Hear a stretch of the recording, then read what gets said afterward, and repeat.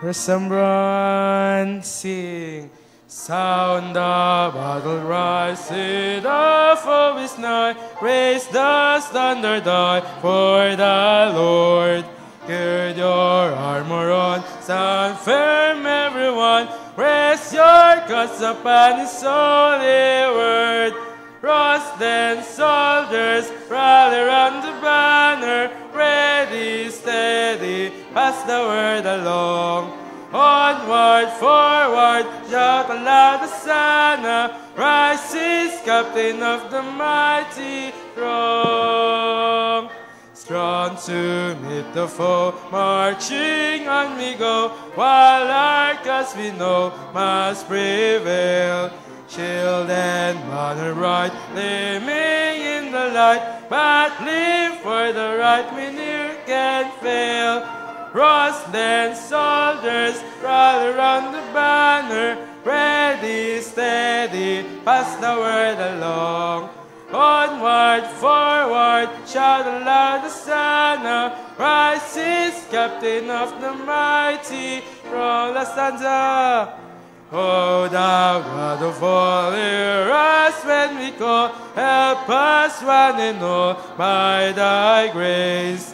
When the battle's done and the victory's won, may we wear the crown before thy face.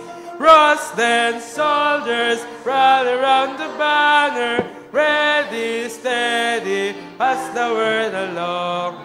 Onward, forward, shout aloud Hosanna, rises captain of the mighty throng. Sunod po natin awitin, Dwelling in Beulah Land. Awitin po natin, Dwelling in Beulah Land.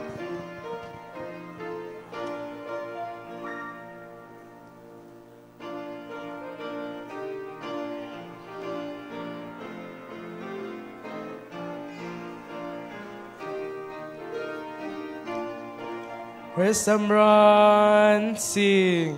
Far away the noise of strife upon my ear is falling. Then I know the sins of earth be set on every hand. Doubt and fear and things of earth in vain to me are calling. None of this shall move me from Beulah land.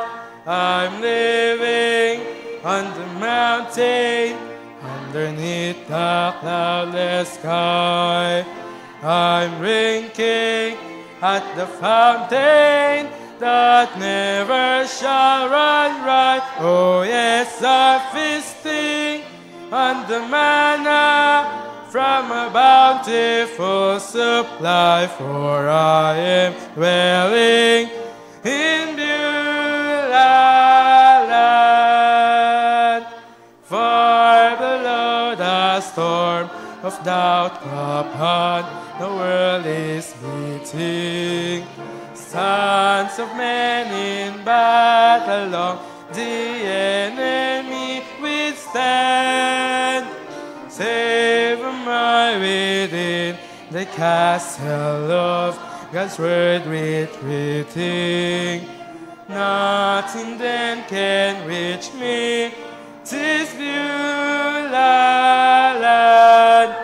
I'm living on the mountain, underneath the cloudless sky. I'm drinking at the fountain that never shall run dry. Oh yes, I'm feasting on the manna from a bountiful supply, for I am dwelling in Beulah land. Last stanza. Let the stormy breezes blow their cry, cannot alarm me. I am safely sheltered here, protected by God's hand. Here the sun is always shining, here their knots can harm me. I am safe forever in Beulah land. I'm living on the mountain, underneath the cloudless sky. I'm drinking at the fountain that never shall run dry. Oh yes, I'm feasting on the manna from a bountiful supply, for I am dwelling in Beulah land.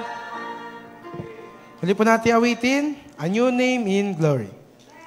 Awitin po natin, A New Name in Glory.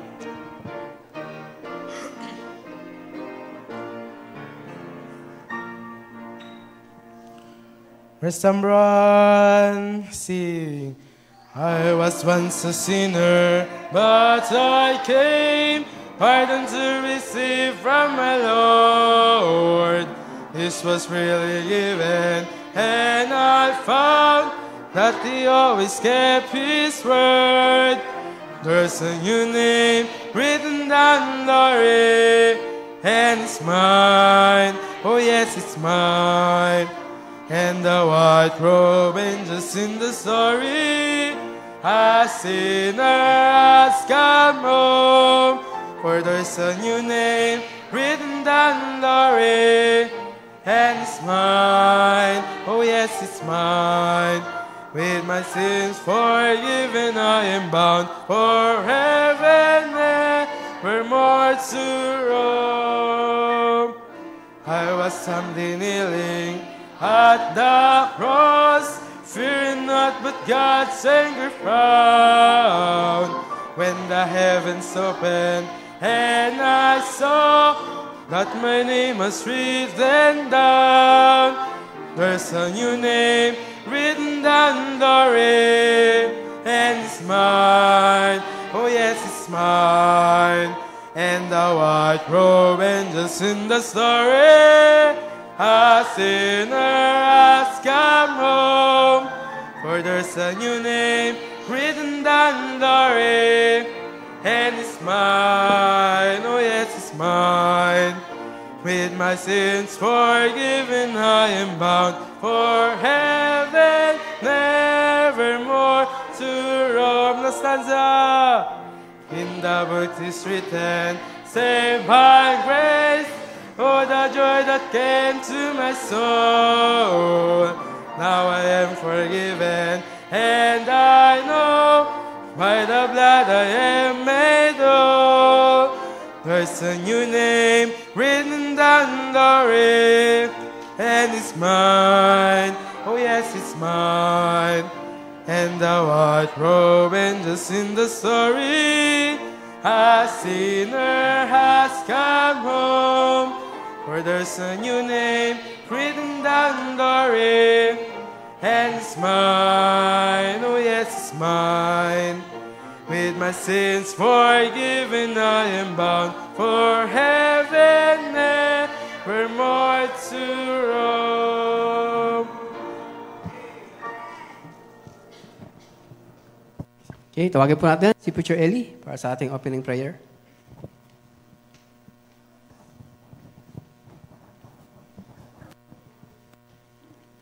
Okay, tayo po ay yumuko at tayo po ay manalangin. Ama namin Diyos, maraming salamat po Panginoon sa umagang ito. Salamat po sa pag-iingat niya po sa amin at kami po ay nakarating dito ng maluwalhati dito po sa bayan Sambahan. Dalangin po namin na patuloy niyo po kaming pangunahan, ingatan sa maghapong to. Anumang abala ay pawiin niyo Panginoon. At nilalapit din po namin Panginoon ang lahat po ng aming mga pangangailangan. At kami po ay nagpapasalamat at tinutulungan niyo po kami sa bawat pangangailangan po namin sa pang-araw-araw naming pamumuhay. Dalangin din po namin yung pong aming Thanksgiving mamayang hapon. Pangunahan niyo po ito, Panginoon, at bigyan niyo po kami ng magandang panahon para po makapagbigay kami ng tracts sa mga tao at dalangin po namin na tanggapin po nila ito ng maluwag sa kanilang kalooban. Maraming salamat po sa umagang ito. Patawad, Panginoon, sa mga pagkukulang po namin. Ito po ang aming dalangin sa pangalan ni Jesus. Amen. Okay, makakaupo po tayo. Tawagin po natin yung ating choir.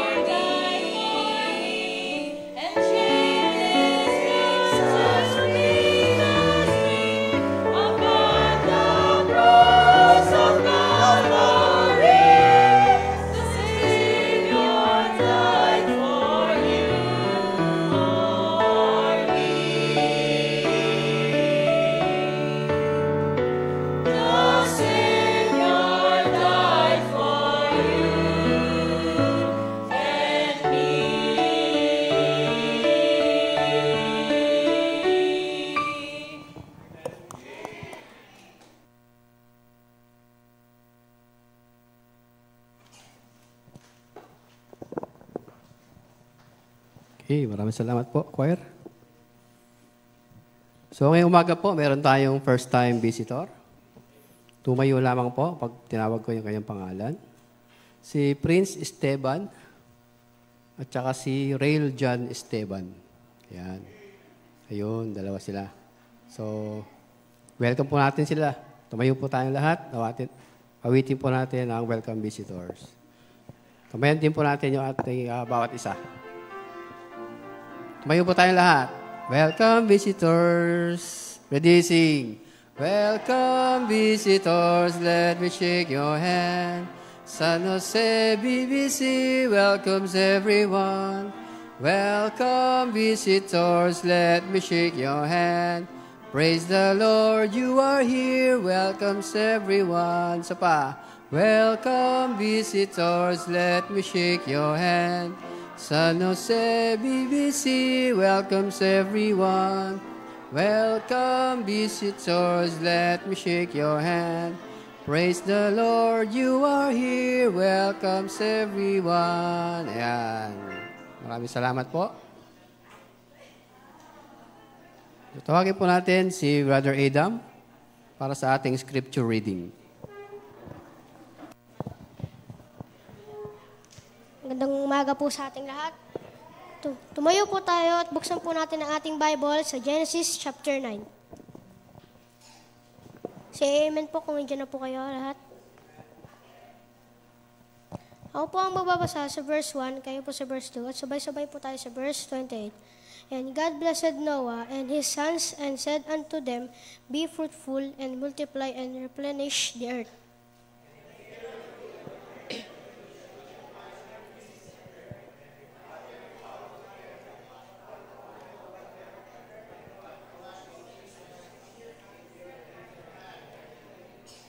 Every moving thing that liveth shall be meat for you, even as the green herb have I given you all things.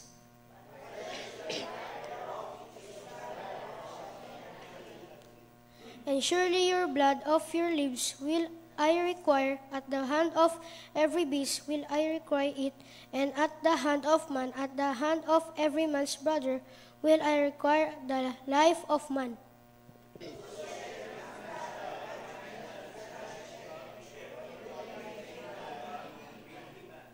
And you be ye fruitful and multiply, bring forth abundantly in the earth and multiply therein. And I behold, I establish my covenant with you and with your seed after you.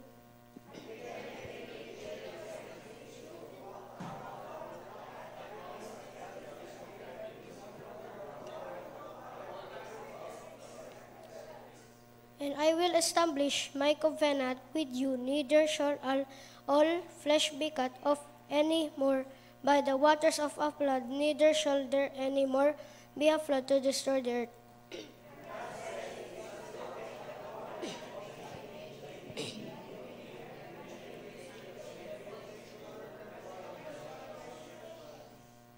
I do set my bow in the cloud, and it shall be for a token of a covenant between me and the earth.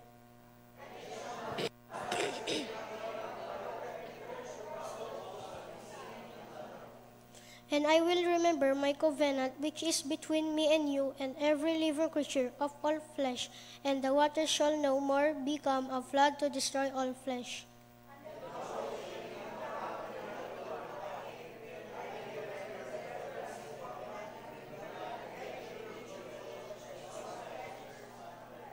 And God said unto Noah, This is the token of the covenant which I have established between me and all flesh that is upon the earth.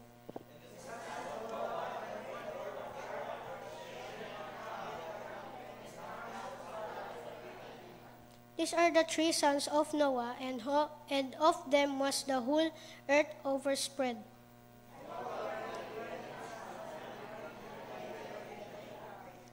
And he drank of the wine and was drunken, and he was uncovered within his tent.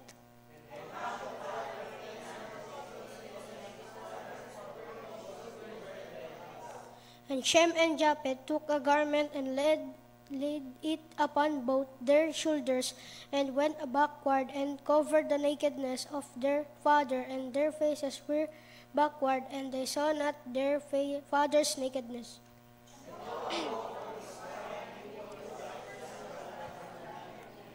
And he said, Cursed be Canaan, a servant of servants, shall he be unto his brethren.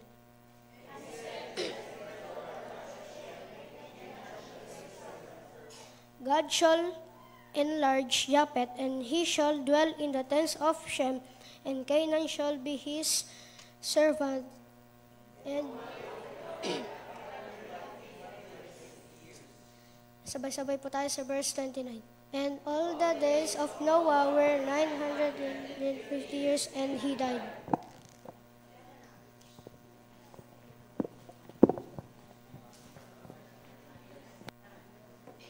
Okay. Awitin po natin ang The Bible Stands.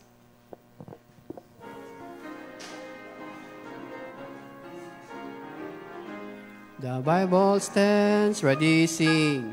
The Bible stands like a rock, undaunted with the raging storms of time. Its pages burn with the truths eternal, and they glow with the light sublime. The Bible stands, though the hills may tumble, it were firmly stand. When the earth shall crumble, I will plant my feet on its firm foundation, for the Bible stands. Kunin po natin ang ating mga Bible, itapat po natin sa ating mga puso.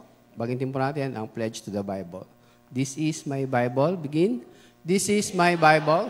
The Bible contains the mind of God, the state of man, the way of salvation, the happiness of the believers, and the doom of the sinners. Its doctrines are holy, its precepts are binding, its histories are true, and its decisions are immutable. Read it to be wise, believe it to be safe, and practice it to be holy. Tawagin po natin ating pastor.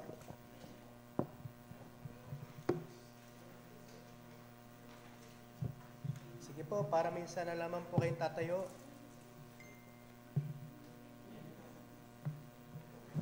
Minsan na lang po kayo tatayo, buksan na po natin pong Bible sa Book of Revelation. Nakakailan church na po ba tayo? Pang-ilan po itong church at Thyatira? Pang-apat, I believe. Nagsimula po tayo sa Ephesus, sinundan po ng Smyrna, yung ikatlo po ay Pergamos, and this morning is the second Sunday, sapagkat natapos lahat nung last Sunday, ang Church of Thyatira. So, read with me please in Revelation chapter number 2, verse number 18 to 29. Sino po ulit ang Church of Thyatira? A loving, faithful, and hardworking church. But sadly, they are corrupt and immoral church. Yun po yung nakakalungkot dito, no? Sige, sabay-sabay po natin basahin. Begin. Unto the angel of the church in Thyatira write, These things saith the Son of God, who hath his eyes like unto a flame of fire, and his feet are like fine brass. I know thy works, and charity, and service, and faith, and thy patience, and thy works, and the laws to be more than the first. Notwithstanding, I have new few things against thee, because thou sufferest that woman Jezebel, which calleth herself a prophetess, to teach and to seduce my servants to commit fornication, and to eat things sacrificed unto idols. And I gave her space to repent of her fornication, and she repented not. Behold, I will cast her into a bed, and them that commit adultery with her into great tribulation, except they repent of their deeds. And I will kill her children with death. And all the churches shall know that I am he which searcheth the reins and the hearts, and I will give unto every one of you according to your works. But unto you I say, and unto the rest in Thyatira, as many as have not this doctrine, and which have not known the depths of Satan, as they speak, I will put unto you none other burden, but that which ye have already, hold fast till I come. And he that overcometh and keepeth my works unto the end, to him will I give a power over the nations. And he shall rule them with a rod iron, as the vessels of a potter shall they be broken to shivers, even as I receive of my Father. And I will give him the morning star.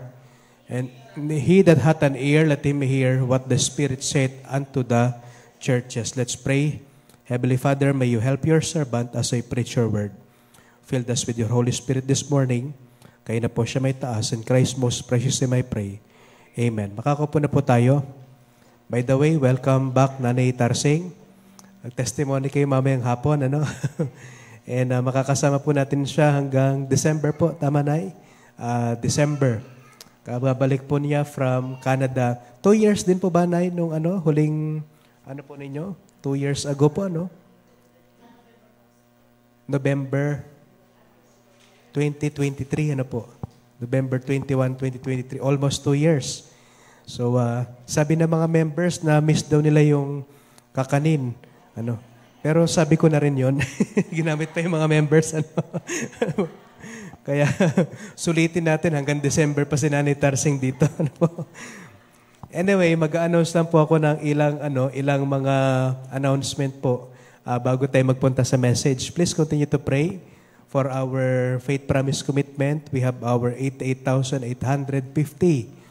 And buwabawi ako sa local lately. Kaya po, pansin po ninyo, 120 missionaries pa po tayo mahigit. And nagdagdag po ako ng mga local pastors na susuportahan. At sabi ko po parang hindi balanse na wala po tayong local missionaries. Kaya po, pinapadala po natin sa kanila through GCash. Or minsan pag nakikita natin sila, ibinibigay lang po natin yung atin pong monthly support. And meron tayong isa sa Natividad, 2 sa Aurora, and si Pastor Mertz, yung galing po sa atin, si Pastor Aaron, sinusuportahan din po natin siya. At may mga iba pa po tayong idadagdag pa na susuportahan. Amen po ba? And then, pag-pray ho natin yung atin pong stewardship commitment, 545, yung huling papasok po ay that will be intended for our church improvement. Pinag-pray ko po kung ano yung kalooban ng Panginoon, but most probably, we are planning and praying na maparenovate yung atin pong restroom. Mapalakihan, ano? Sabi ko nga, yung sa ladies, lalakihan.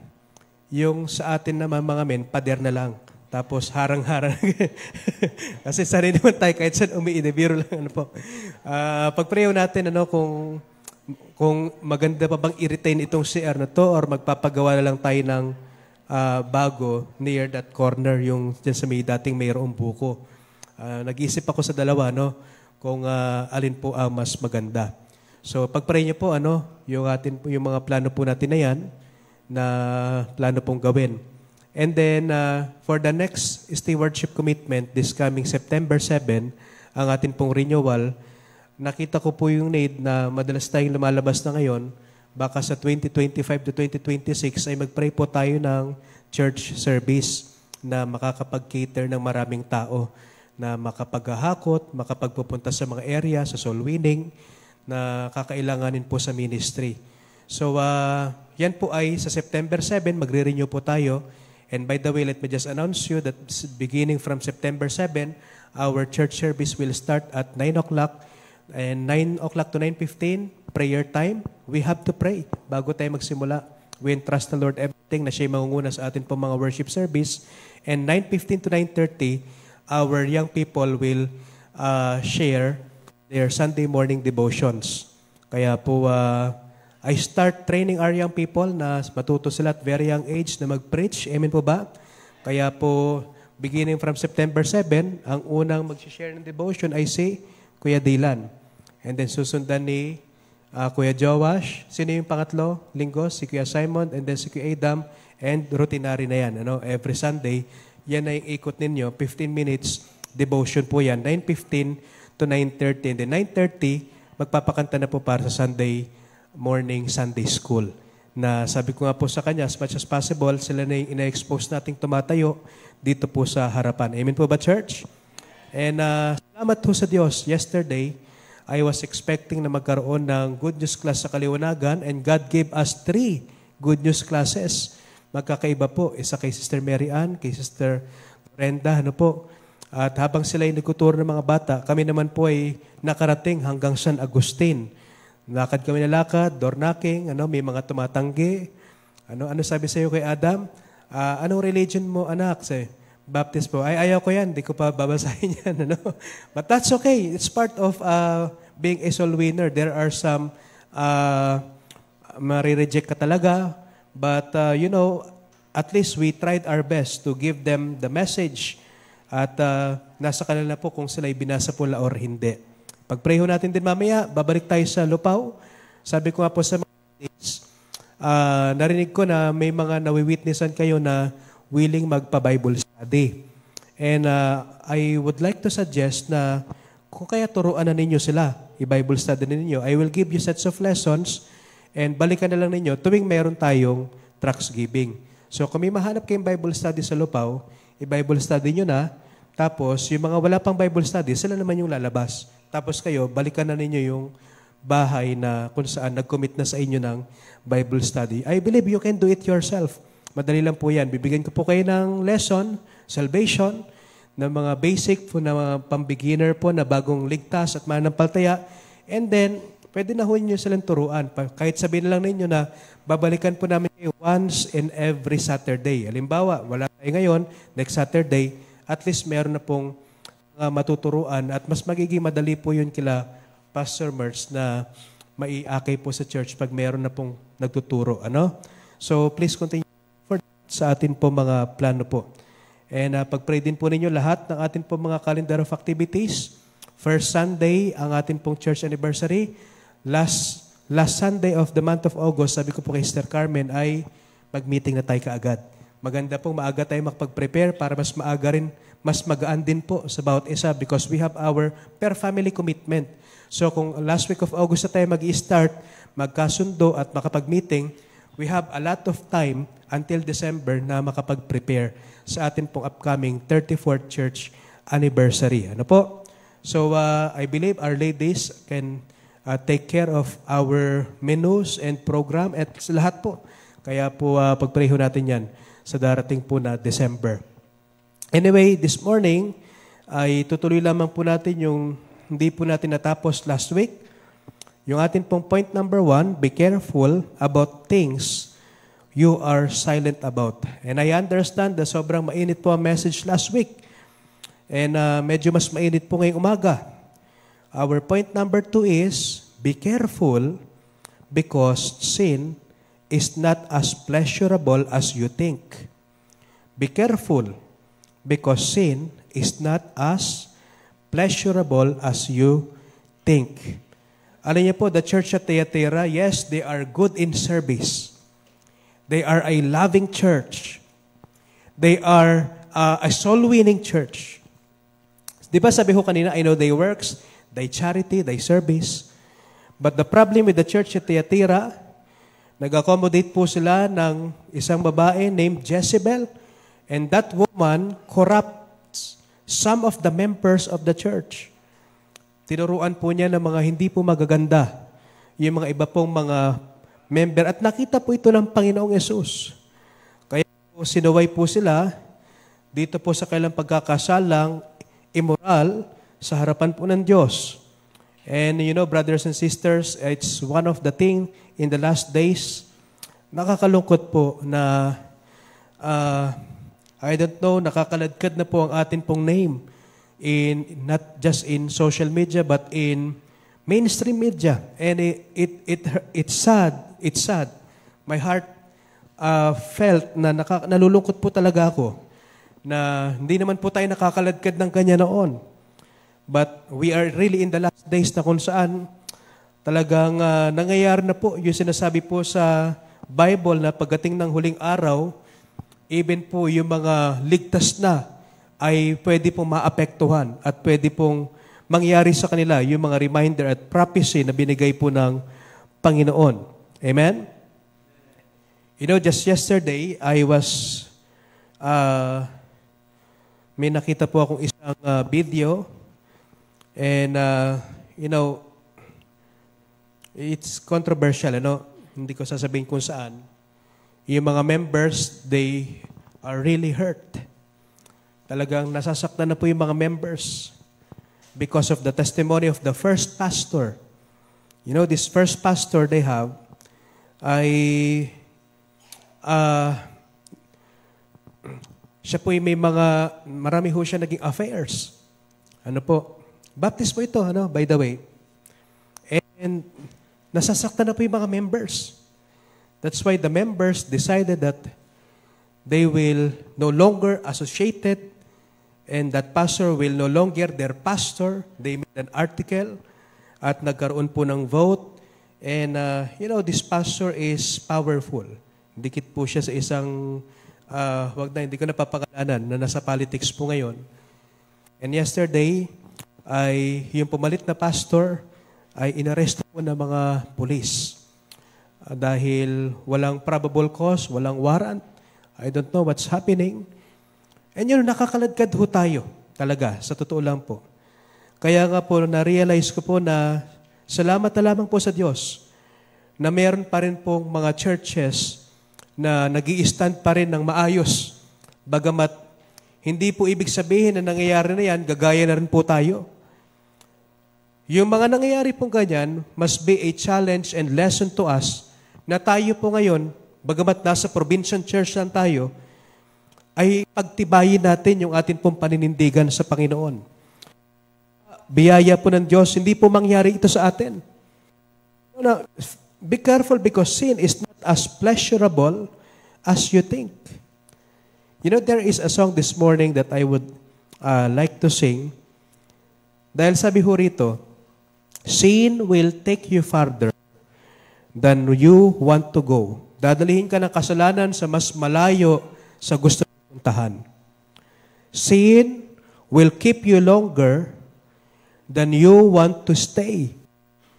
Ang kasalanan po ay ikikip ka niya ng mas mahaba oras na gusto mong manatili sa Kanya. At ito po ay mas mahirap po. Sin will cost you more than you want to pay. Pagbabayarin ka po ng kasalanan, higit sa nais mo lamang bayaran. And ito po yung lyrics po ng kanta na napakaganda po. And the title of this song is, Sin Will Take You Farther. Halika dito, Jowash, at hawakan mo yung mic. Wala tayong stand eh. Ano po? Sin will take you farther. Be careful. Because sin is not as pleasurable as you think. Kunin mo yung gitara, at hawakan mo itong mic. Kailangan ko ng assistant. Yan.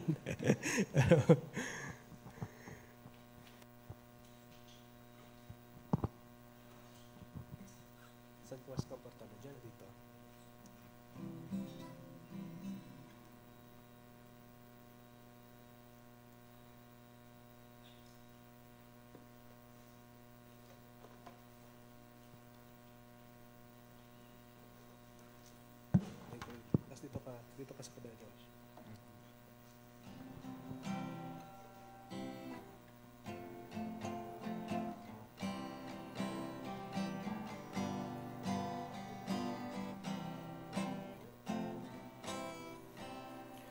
As a child, I foolishly turned God away, knowing the heartbreak a sinner must pay.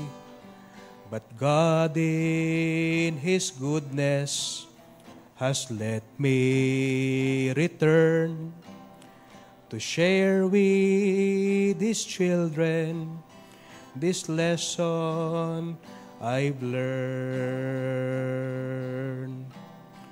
Sin will take you farther than you want to go, slowly but wholly, taking control. Sin will leave you longer than you want to stay. Sin will cost you far more than you want to pay. So with pleasure and promises, sin took control, leaving me dying, nothing to show. Gone were my loved ones and my dearest friends. Only a Savior could love me again. Sin will take you farther than you want to go. Sin slowly but wholly, taking control. Sin will leave you longer than you want to stay. Sin will cost you far more than you want to pay. Alam po ninyo, dadalihin po tayo ng kasalanan sa mas malayo sa nais po nating puntahan. Amen? You know, sabi po ng Bible, the Bible will keep you away from sin, or sin will keep you away from the Bible. At nakakalungkot po, no, sabi po na Numbers chapter 32, verse 23, but if ye will not do so, behold, ye have sinned against the Lord. At makikita ho natin yung huling salita po rito, and be sure your sin will find you out. You know, when sin is committed, people can hide it. Tingnan nga po ninyo, yung mga matagal na ngang buto sa taal ay lumitaw pagkalipas ng ilang mga panahon at taon. The same with sin, brothers and sisters. It can be covered. It can remain a secret. But years from now, not now perhaps, but after how many, quite so long, ay talagang lalabas po ang kasalanan, mga. Ito po yung nangyari sa church at Thyatira. Hindi po nila napansin na pakonti-konti na po sila nakukurap nung itong babae po na to na sinisimbolo po ni Jezebel. And may kita ho natin, mga kapatid sa Panginoon, na sa panahon po natin ngayon, mga kapatid, ito yung mga something na irritating po sa pandinig ng hindi lamang po ng mga hindi mananampalataya, kundi maskin mga hindi po, kahit po yung mga mananampalataya na po. Kaya po mag-iingat po tayo, mga kapatid, as a church, we keep the purity and the integrity of the church, and we still stand on what the Word of God says. We still believe in holiness. We still believe that in God's righteousness. We still believe that every Christian should live a separated life, not just like others out there. Nainiwala ho tayo, mga kapatid, din sinasabi ng Bible that let your light so shine before men that they may see your good works and glorify your Father which is in heaven. Romans chapter 12, but be transformed by the renewing of your mind. Let us not be like the world. Wag ho tayo maging kagaya po na sa libutan, mga kapatid. Romans chapter 6, verse number 12 to 14. Ang sabi po dyan, let not sin, therefore, in your mortal body. Huwag natin nahayaan po na yung kasalanan po yung manguna at mag-take control po sa ating po mga pangangatawan. You know, ang kasalanan po, hindi ko po sinasabi while I'm preaching this morning, it's not part of my premises na dapat po maging sinless po tayo. Yes, tayo po yung nasa mortal body. We are prone to sin. We are not perfect. Amen? We are a working progress. We are not a finished product. Sabi nga po, tayo po yung kasalukuyang binabago at pinapaganda pa ng pinapaganda ng Panginoon ang buhay ng bawat isa. Tayo maging Christ-likeness at maging kagaya po niya. We are not perfect. Amen? And what we have this morning is the grace of God. But I'm trying to tell you that the grace of God, ang dapat po mag-motivate sa isang Kristiyano na mamuhay po ng tama. Hindi po para ito'y abusuhin. As sabi po dyan, let not sin therefore reign in your mortal body, that you should obey it in the lusts thereof. 13. Neither yield ye your members as instrument of unrighteousness unto sin, but yield yourselves unto God, and as those that are alive from the dead, and your members as instruments of righteousness unto God. For sin shall not have dominion over you, for ye are not under the law, but under grace. Mga mananampalataya, kapag ang kasalanan po ay hindi po ito na natapos po sa atin, hindi po ito na i-confess sa Diyos, one of these days, that sin that we keep within ourselves, ayan din po yung siyang paulit-ulit tayong aatakihin sa parehas po na area. Sinasabi ho ng iba, I give in so that, alam niyo po, ito po yung mahirap po, mga kapatid, sa panahon po natin. Pinagbigyan ko na para matigil na. But no, the fact na ang kasalanan po yung pinagbigyan po niya, hindi ka talaga niya titigilan. There will come a time na mayroon niyang ika-una, may ikalawa, may ikatlo, may ikaapat, and many, many times, ulit na to ulit po yan. Why? Because hindi po natin yan naibigay sa Panginoon. Sa panahon po natin ngayon, napakarami pong mga kinaadikan po ang mga tao. Sa atin lamang po mga gadgets po, mga cellphones. Ano po yung atin po mga pinanunood? Amen po ba? Ano po yung atin po mga sinusubscribe?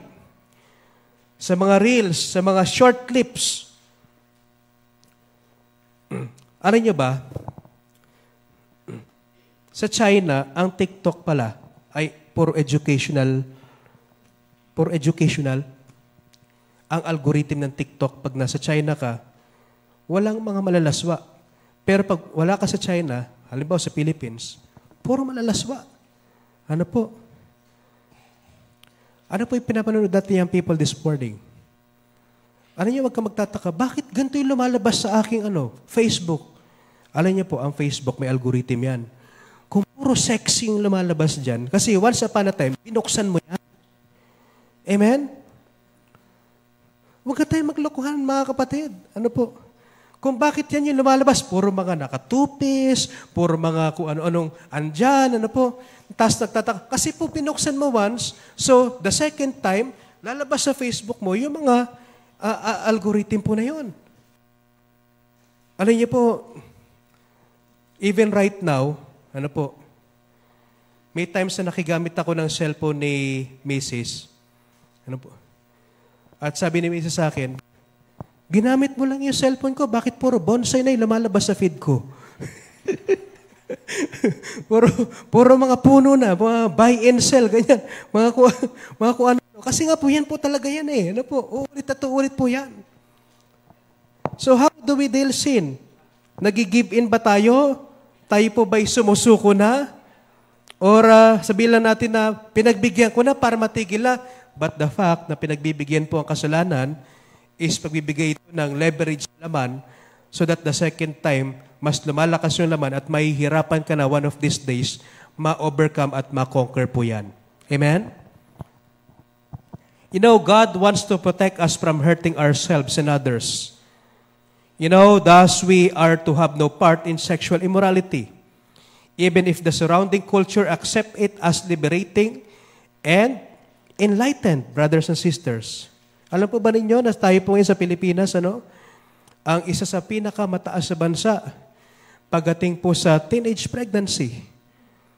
At may pinakamataas po na AIDS. You know, sinasabi nila, normal na naman, ginagawa nila yan eh. Halos lahat naman yan naman ay trend ngayon eh. Folks, young people, and every members of the church, it doesn't mean that it's trending. It's for us, Christians.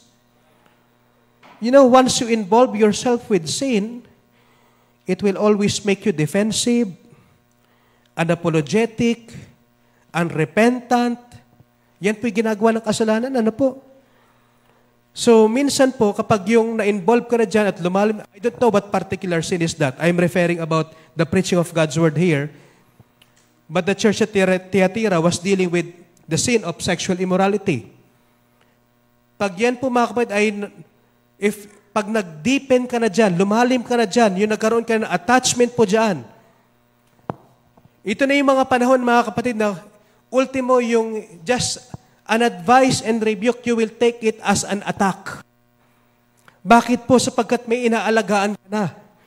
Defensive ka na, unapologetic ka na, unrepentant ka na, and you have a lot of excuses and predicament that make your heart callous, nagiging kalyado na yung puso mo, slowly to the extent that even the preaching of God's word begin to sound disturbing. Kaya naiingahin ka na, ano ba naman to si pastor? Puro lang ganyan yung topic. You know, if you are doing good this morning, if your life is right with God, you don't have to be afraid with the preaching of God's word. Amen po ba? Kung tama ang buhay po natin ngayong umaga, I myself included, you don't have to be afraid. Kung tama ang atin pong pamuhay sa Panginoon, you don't have to be afraid. Whatever the preacher will tell you and will preach behind this pulpit, we will be blessed. Why? Because we know that's not for us. Pero pag mga kapatid, meron tayong mga tinatago sa atin po mga buhay, may kita ho natin na parang feeling natin tayo pinopoint out, pinipersonal po tayo. But that is not. O hindi ka po pinipersonal po ni pastor. It just that the preaching is powerful, sharper, than any two-edged sword. You know, right now, nakakalungkot din po, that even when with a group of pastors, when you preach so hard against sin, some of the pastors will tell you, napaka-self-righteous naman itong pastor na ito. I understand if the unbelieving people will tell us that we are self-righteous. But I don't understand when God's people and God's servant will tell us that we are self-righteous. Are you with me? Is the preaching disturbing to you this morning, brothers and sisters? Alam niyo po, napakagandang larawan yung binigay nung narinig kong preaching. Nakalimutan ko po sino nag-preach po ito. Pero napakagandang larawan. You know what conscience is like? Alam niyo po kung paano hinalintulad yung conscience? You know, malalaman mo na yung conscience ng isang tao, agad-agad siyang na-aware sa sarili niya na parang nagkamali ako, parang nagkasala ako. You know, ang conscience daw ay parang bulong. Di ba may times, mga kapatid, na kinakausap natin ang ating mga sarili? Tama ba yung ginawa ko kanina? Tama ba yung nasabi ko? Or parang nagkasala yata ako sa part na yon? Di ba? Kinakausap natin ang ating mga sarili. Because our conscience are the ones telling us between right and wrong. And sometimes, the Holy Spirit works through our conscience. Minsan po, ang banal na Espiritu, kumikilos po sa ating pong conscience. Bulong pa lang, na-aware ka na. But there will come a time, kapag na-involve na yung kasalanan sa puso po natin, hindi mo na marinig yung bulong. Bakit po? Tumitigas ka na tumitigas. Ang puso mo'y tumitigas. Ang konsensya mo'y tumitigas. Kaya po kahit bumubulong na, hindi mo na marinig. At nagiging yung mga bagay na hindi mo ginagawa noon, nagiging normal na sa'yo, at ayaw mo na makinig sa kahit saan, tinitake mo as an attack, naiirita ka na, nadidisturb ka na, lalong-lalo pag may Word of God. Kaya there are times that even though our conscience are shouting to us, sumisigaw na yung conscience po sa atin, hindi na natin naririnig. Why? Yun po yung sinasabi sa Bible na seared and defiled conscience. Are you with me? That's what sin will make you to become. To become seared. Ano po yung seared? Matigas na. Amen po ba? It will make your conscience to be defiled and seared. Pinatigas na po ng kasalanan po yung puso natin, mga kapatid. At napakahirap na ng Word of God makapag-penetrate po sa puso't isipan po ng bawat mga tunay na Kristiyano sapagkat tumigas na po yung puso natin dahil po sa kasalanang hindi po natin dinail in the first place. Even me as a pastor, before I preach and before I do the ministry, I'm always telling God, Lord, if there are any unconfessed sin in my heart, I might not be aware of it. Some of the actions sa akin nagagawa, hindi naman lahat aware ako. And there are times that I might offend some or my actions might not glorifying God. If there be any unconfessed sins, Lord, forgive me and cleanse me and use me again. Amen? Do we still pray that prayer?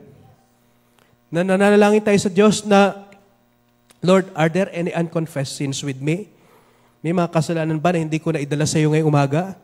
May mga kasalanan ba na hindi ko na i-pray, na ihingi ng tawad sa iyo? Kaya sabi ko ng Book of Psalms, if we regards iniquity in our hearts, the Lord will not hear us.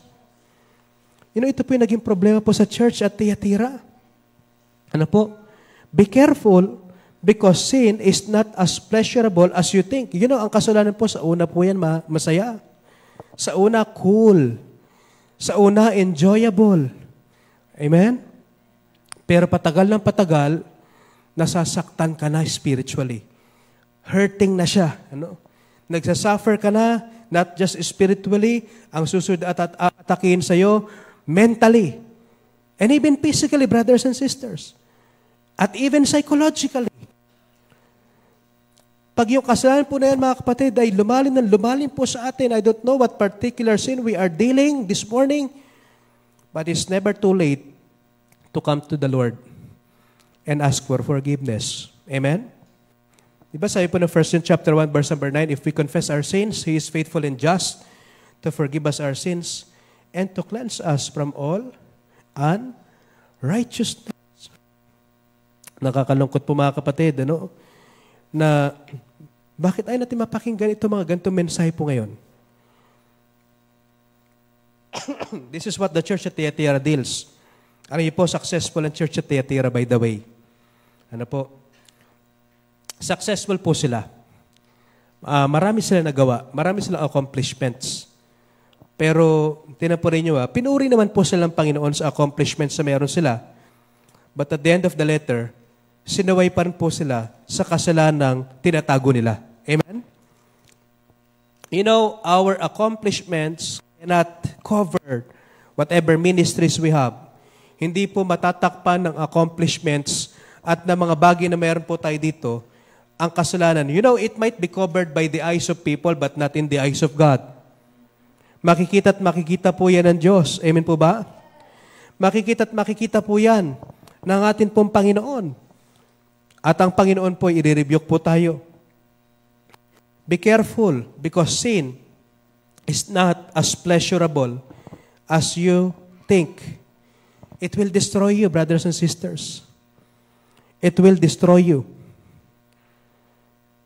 Tinan po ninyo sa kakapanood-panood mo dyan sa mga TikTok na yan, clips na yan, forbidden sites na yan.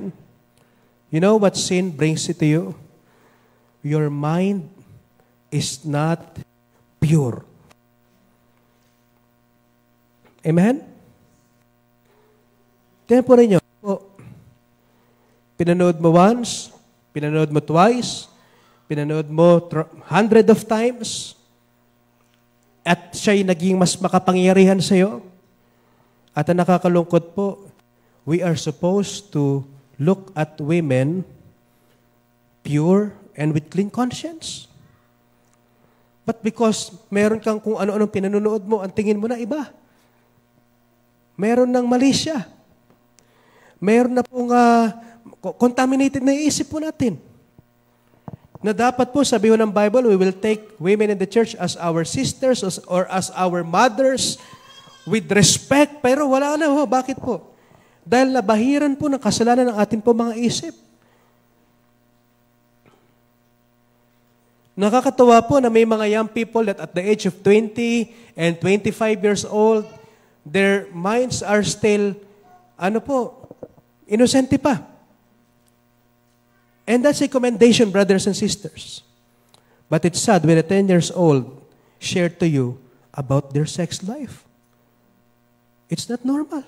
Amen? A 10-year-old boy or a 10-year-old girl will tell you what it feels like. Bakit? Inalaw ho natin yan na lumalim po sila. Parents, let me just encourage you this morning. While you still have control over them.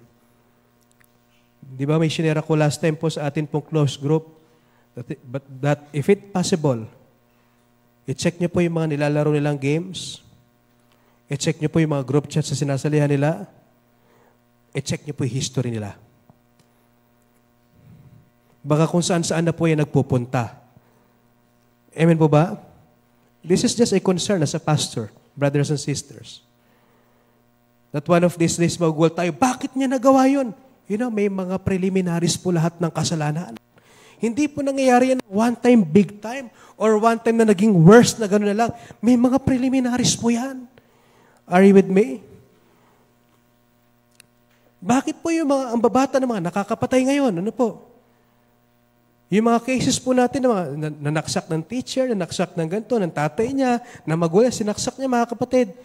I've heard one story of a young people na in-slash niya ng blade yung matanda sa leeg. Alam niyo po kung bakit? Na-addict po doon sa may, yung larong ninja ho na yan.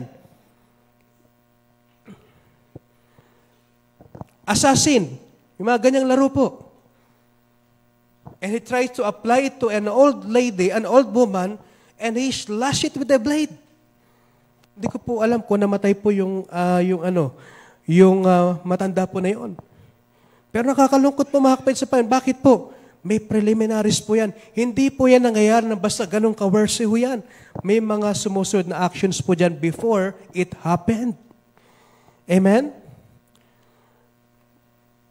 Bakit po may mga nang-rape na lang bigla? Baka sa mga pinapanood at binabasa. Are you with me? You know, sin is not cool. Amen? Sin is pleasurable at first. Pero sa katagalan po, pag dumarating na yung time na sinisingil na tayo ng kasalanan, mga kapatid, hindi na po natin yan nagugustuhan. Ano po? May sinasabi nga po, enjoy now, pay later. Pero iba yata yun eh. Study now, pay later. Pero sa kasalanan po, enjoy now, pay later. Lahat po ng kasalanan po ay mayroon pong kabayaran. Alam niyo po, ang maganda lamang po na tayo mananampalataya na, hindi na ho tayo magbabayad ng kasalanan natin sa impyerno sapagkat binayaran na ito ng Panginoon. Ligtas ho tayo by the grace of God. But a genuine child of God will pay the earthly consequences. Ulitin ko po mga kapatid, kung Kristiyano ka ngayong umaga, kung ligtas ka ngayong umaga, hindi mo na kailangan bayaran ng kasalanan mo sa impyerno sapagkat binayaran na ito ng Panginoong Hesukristo sa cross, tayo naligtas na, tayo eternally secured na sa kamay ng Diyos, we are saved forevermore because that is what the promise of the Word of God. But if you are a Christian this morning, though hindi mo na babayaran yung kasalanan mo mga kapatid sa eternal condemnation, but you will pay the earthly consequences.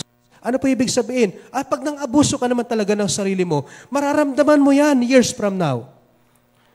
Inabuso mo yung sarili mo kung sa ano pa man yan, whether sa alcohol, or kung ano-ano pa mga bisyo, sugal, pagdating po ng araw mga kapatid, sisingilin ho tayo lahat yan. And that is the earthly consequences, brothers and sisters. I read this. Ano po? I don't know if you agree with me on this. Sino daw po yung mga nasa top list ng mga sinungaling? May idea kayo?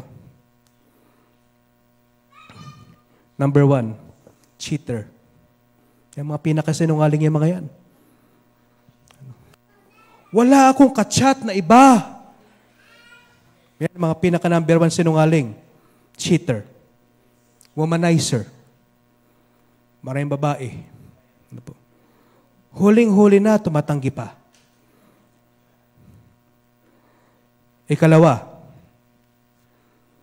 yung mga may bisyo at sugal, yan, sinungaling din yung mga yan. Konti lang yung itinaya ko.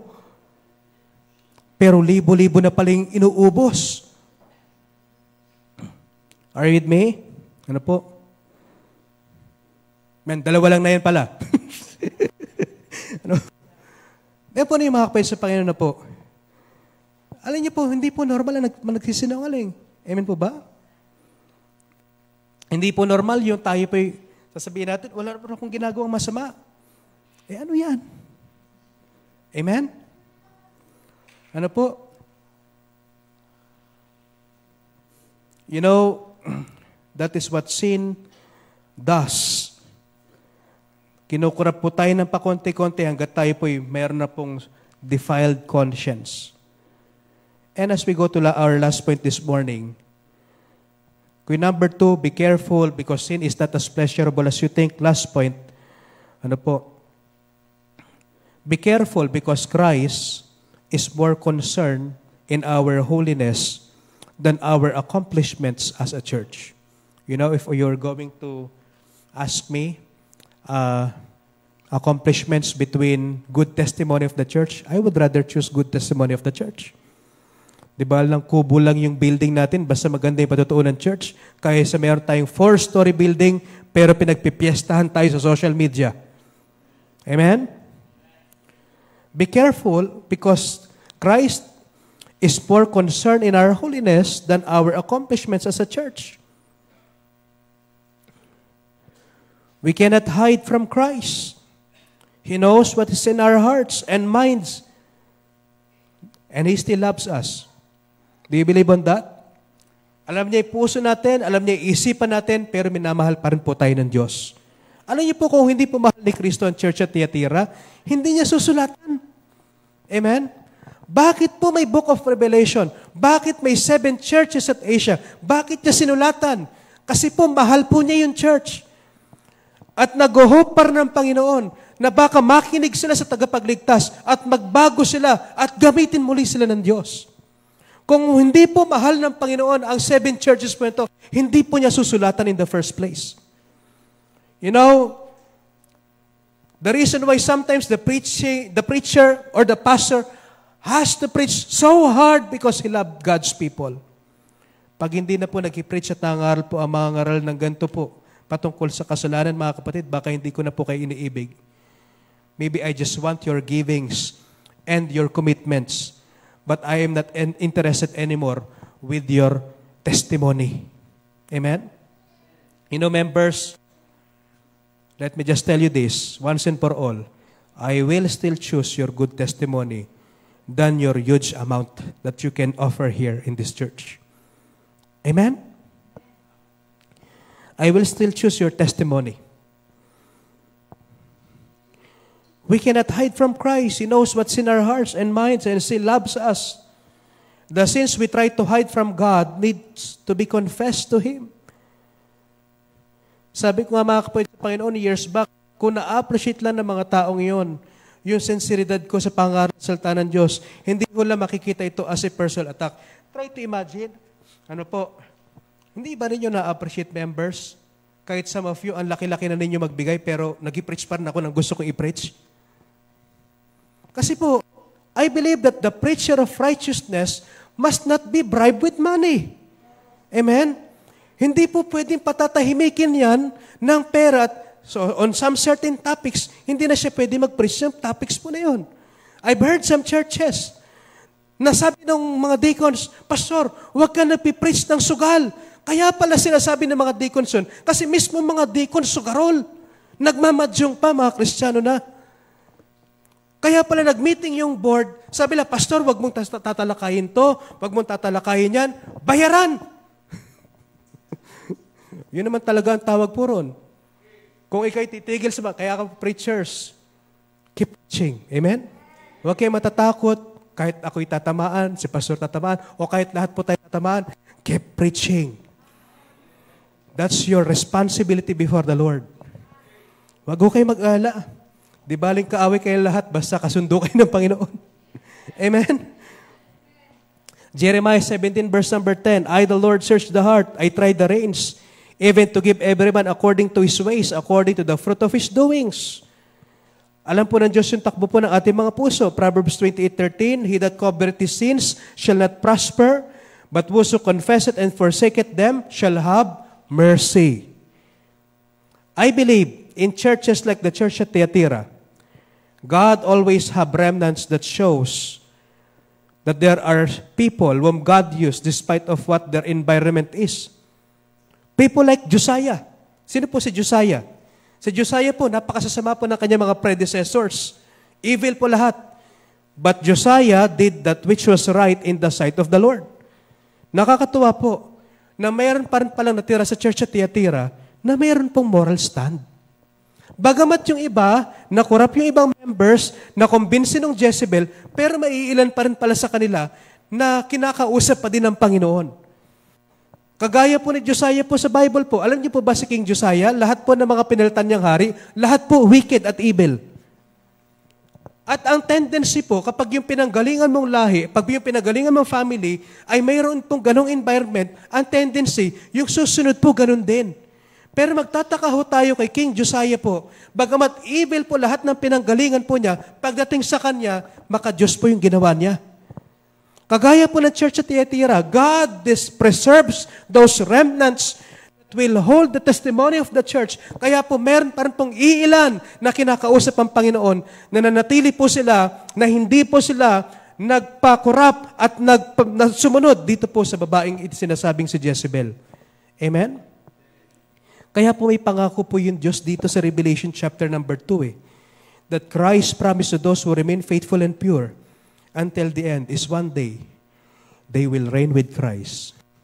Usapin nga po namin mga pastor, sabi nila, baka magulat po tayo pagdating ng araw na mas maraming reward Yung mga pastor na nandun sa sulok ng mundo, ng Pilipinas, na aliit na ng kongregasyon, ubala yung building, baka mas malaki pa yung reward nila sa mga pastor na naglalakihan. O kawan ninyo?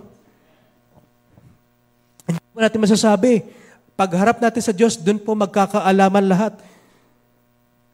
Ako po'y naniniwala na baka po may mga membro po dito na pagdating ng araw, mas maraming reward sa akin sa langit. Because they remain faithful. Ano po sabi ng Panginoon sa Revelation? Sa mga nanatili, balik po tayo sa Revelation chapter number 2 as we end our message this morning about the church at Thyatira. Alam niyo po, itong Revelation ito, dalawa lang yung church na maayos dito eh. Yung church at Smyrna, yung binanggit natin last time, saka yung Philadelphia. Lahat may mga problema. Next week, pag-aaral po natin, may problema din itong church na ito. Amen? In Revelation chapter 2, verse 24, "But unto you I say, and unto the rest in Thyatira." Ibig sabihin, hindi po lahat na corrupt, may nanatili, tapat. Amen? "As many as have not this doctrine." Yung mga hindi po tinanggap yung mga katuroang yon. "And which have not known the depths of Satan. As they speak, I will put upon you none other burden." Verse number 25. Ano pa sabi ng Bible? "But that which ye have already hold fast till I come." 26. "And he that overcometh and keepeth my works unto the end, to him will I give power over the nations." Kung naiintindihan mo po yan, kung Kristiyano ka, hindi po yan basa-basa lamang isang pangako. Ito po yung sinasabi po sa 2 Timothy chapter 2, verse number 12, that if we suffer with Christ, we shall also reign with Christ. If we deny Him, Christ will also deny us. Saan? In His reigning. Darating po yung panahon that those faithful believers in Christ, God will give them power over nations. In the millennial reign of Christ, magkakaroon po sila ng katungkulan at mga blessing po mula sa Panginoon dahil sila po yung naging faithful. Amen? Iyan po yung sinasabing pangako po roon. Dahil nanatili kayong tapat, dahil nanatili kayong pure, dahil hindi kayo sumama sa mga yan, bibigyan ko kayo ng katungkulan. Malay natin, iba sa atin dito, sa millennial reign of Christ, presidente kayo sa isang bansa. Amen? Yan ang perfect government. Yang millennial reign of Christ na yan, pagdating ng araw. Some of you will become prime minister. Some of you will be a leader of many nations. Pagdating po ng Panginoon. Amen po ba? And that is the promise of the Lord Jesus Christ to those who remain faithful until the end. Kaya po sabi sa Revelation chapter 5 verse number 10, "And has made us unto our God kings and priests, and we shall reign on the earth." Ito yung sinasabi ng mga Jehovah, na maghahari tayo sa mundo. Ang problema, hindi sila yun. Ang maghahari po yung mga tunay na mananampalataya. Amen? Yung mga nagtiwala po kay Kristo, maghahari po sa mundo pong ito. 1 Corinthians chapter 6, verse number 2 to 3. "Do ye not know that the saints shall judge the world?" Hindi po ba natin alam na tayo po yung magiging mga judge po na sa libutan pong ito pagdating ng araw? "And if the world shall be judged by you, are ye unworthy to judge the smallest matters?" Ito po na ang pinakamas masaya pa, no? "Know ye not that ye shall judge angels? How much more things that pertain to this life?" Ang pangako po ng Diyos sa church na hindi po mako-contaminate po ng mga ganito mga katuruan at bagay, Christ promised to the church who will not become immoral. Ano po yung pangalawa niya pangako? Maliban po sa mag-reign sila kasama ang Panginoon pagdating po ng araw, Christ promised His own presence. Kaya tinan po rin mga kapatid, in Revelation, chapter number 2. Ano po? Verse number 28. "What will Christ will give them? And I will give him the morning star." Who is the morning star? The Lord Jesus Christ. Amen? He is the bright and morning star. Naniniwala po ako na malungkot na realidad po ito na darating po'y panahon na meron po mga simbahang nag-i-exist pero walang presensya ng Diyos. Alive dahil sa program, pero wala pong presence of God. Amen? Naglalakihan, malalaki ang kanilang mga accomplishments, yes.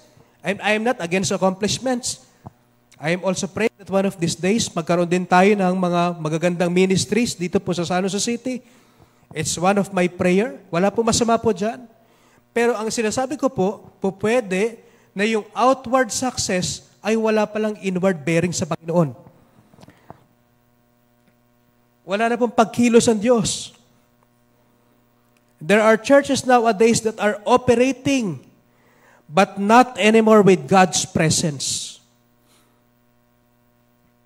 Kaya kailangan nila mag-hire ng mga famous preachers, famous pastors, para lang sabihin nilang i-revive ang church pero wala pong power ng Banal na Espiritu.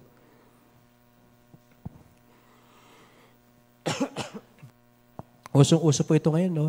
Even po sa United States of America, yung mga high-paying pastors. You know, hindi ko naman po sa naninira po ako, no? Nagaya na rin ng iba. Sige, may invite nyo ako sa church na yan, pero kaya nyo ba maganda ng 50,000 na love gift?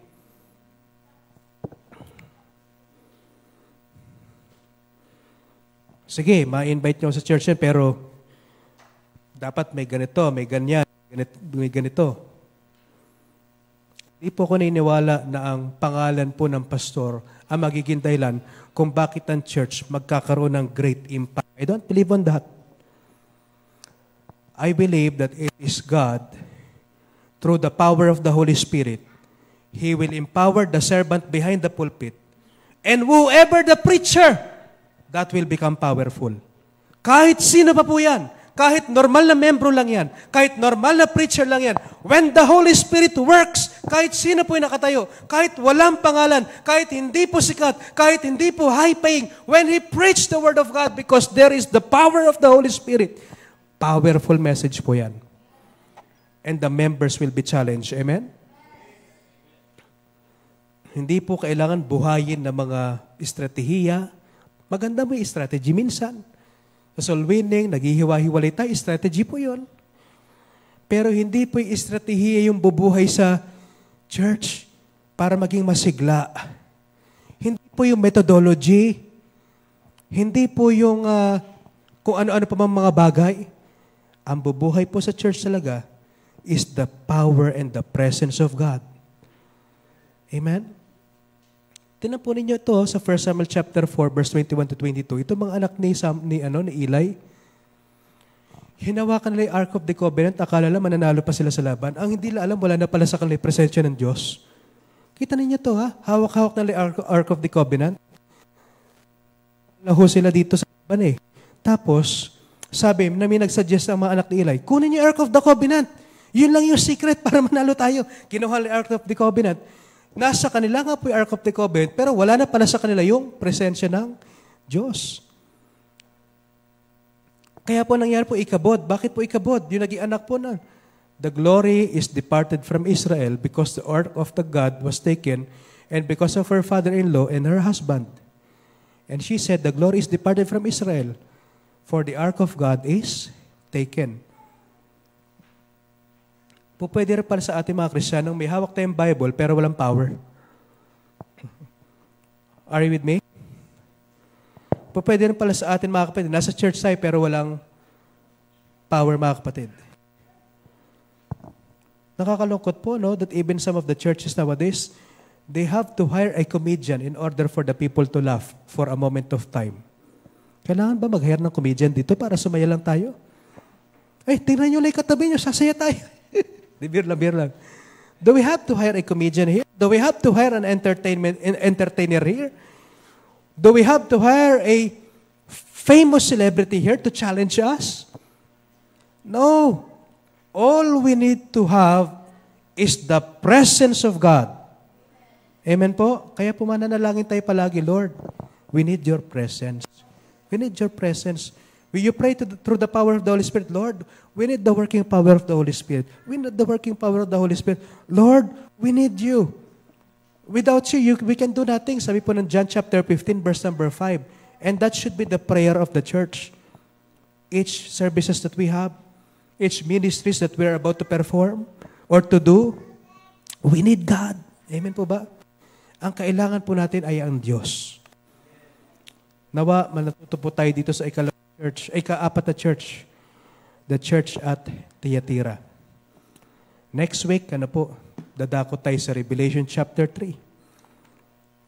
Ang pag-uusapan po natin next week, mga kapatid, I hope na maituloy po natin to bago dumating ang Panginoon. Amen po ba? Alam niyo po, mga kapatid, nung ako po when I started preaching about this message, ang dami nang unfriend na pastor sa akin. Ewan ko po ba bakit? Ano po? And marami na mga ayaw na ipag-fellowship, mga brand na sa amin, self-righteous. Pero sabi ko, okay lang. Maganda na masabihan ka ng self-righteous. Amen po ba? Pero wag naman yung alam niyo, iba kasi yung self-righteous sa pharisaical no? Yung masyado naman judgmental, magkaiba ho yun. Pero when you stand up for the truth, it's not self-righteous. Amen po ba? You are just showing to others that you are a child of God. Next week po, pag-aaral tayo Sardis. Matindi rin ito. May problema din itong church po na ito. So may God give us the wisdom. Shall we all stand up and let's pray? Heavenly Father, thank you for your word. Nani-remind niyo po muli kami dito po sa church at Thyatira. Panginoon, kung sasaliminin namin, Panginoon, ang amin po mga sarili as a church, how far we have been through since the first church that we started, Panginoon. Gaya na po ba kami kalayo sa church, Panginoon, na una po ninyong tinatag, na nung araw, Panginoon, in the Bible, God's people in the church, they still give time in prayer. They serve the Lord boldly. They preach despite of persecution. And they serve the Lord despite of poverty. Hindi po naging hadlang yung mga kalagayan po nila. And right now, Panginoon, we are so thankful that we still have the freedom, Panginoon, to serve. But most of the time, hindi po namin nabavalue po yan. Nagkukulang pa rin po kami ng maraming sa Panginoon. Tulungan niyo po kami na mahamon po dito po sa church ito, Church at Thyatira, na nakita po namin na hindi lamang po pala kayo concerned sa matatapos na accomplishments, concerned din po pala talaga kayo sa buhay po ng bawat isa, Panginoon. At doon po ninyo dinil ang bawat mga mananampalataya nung kayo po'y nangusap po sa Church at Thyatira. Ngayong umaga, Panginoon, help us as we have our invitation. Tulungan niyo po kami, whatever unconfessed sins is in our hearts this morning. It's between me and the Lord, O God. And even with our brethren this morning. Kaya na po siya mangusap. In Christ's most precious name I pray. Habang tayo po'y nakayukot, nakapikit, I don't know what you're going through. I don't know what sins you had been involved yourself. You don't have to necessarily tell us, but you can confess it to the Lord this morning. Ikaw lang at ang Panginoon. The Bible says, whosoever confesseth and forsaketh shall have mercy. Whether that is sin of dishonesty, sin of lying, immorality, abuses, you have been involved with so many things na makapagsisira sa iyong katawan, na alam naman natin that our body is the temple of the Holy Spirit. Ikaw na lumapit sa Diyos. Ikaw na may pag-usap. Ikaw na magdala sa Panginoon yan. You know, the Lord is faithful to forgive us, restore us. Nagre-restore po ang Panginoon. He gave us chances. And the reason why you hear this message, because, you know, God is the God of many chances, folks. Hindi naman ibig sabihin na nagkamali ka, nagkasala ka, hindi ka nagagamitin ng Panginoon muli. The Lord can use you again, transform you, restore you from being broken into whole. Bubuin ka muli ng Panginoon. Why don't you pray? I'll give you time to pray this morning. Ikaw lang ata ang Panginoon.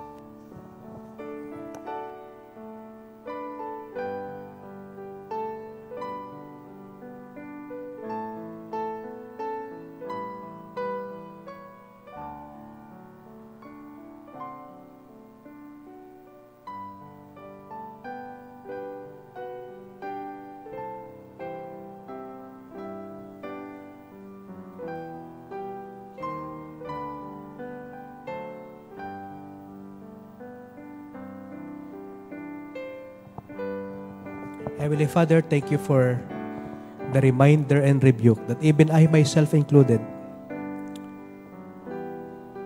the church at Thyatira, a loving, a church that has a lot of accomplishments. Hindi po sila nagkukulang sa paglilingkod. Tapat po sila, Panginoon. They are enduring. They are faithful. They are loving. But they lack the testimony, Panginoon. They lack pursuing holiness. They lack the important thing, and that is to live godly in Christ Jesus. Tulungan niyo po kami, Panginoon. Kayo na po manguna sa amin. Thou knowest our situations, and Thou knowest the state of the heart of each and every one of us, Panginoon. Kayo po nakakalam na estado ng puso ng bawat isa, Panginoon. Thank you for reminding us. Thank you for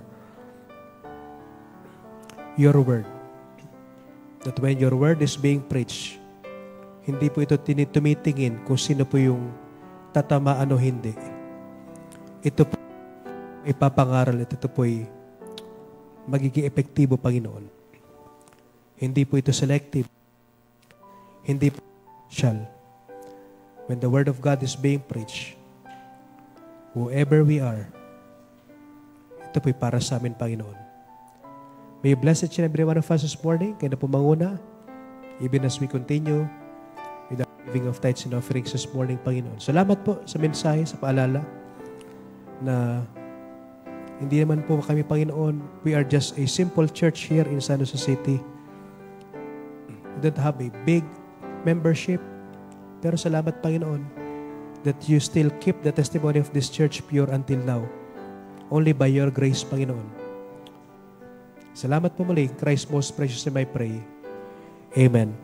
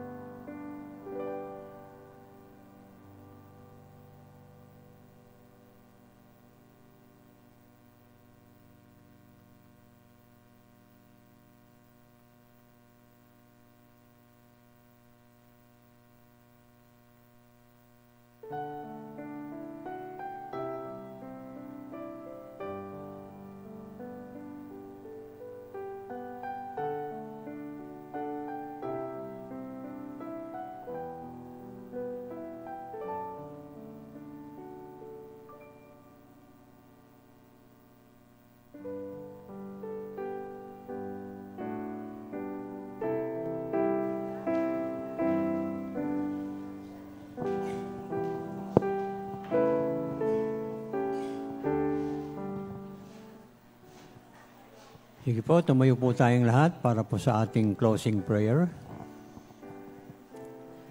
Tayo po ay manalangin. Panginoon, maraming salamat po sa mensahe na aming napakinggan sa umagang ito. Dalangin po namin, Panginoon, na kayong patuloy na manguna sa amin. Ingatan niyo kami, lalo na po sa magsisiuwi. Ingatan niyo sila, Panginoon, sa daan. At ganoon din po sa aming Trucksgiving mamayang hapon. Kayo po ang manguna rito, Panginoon.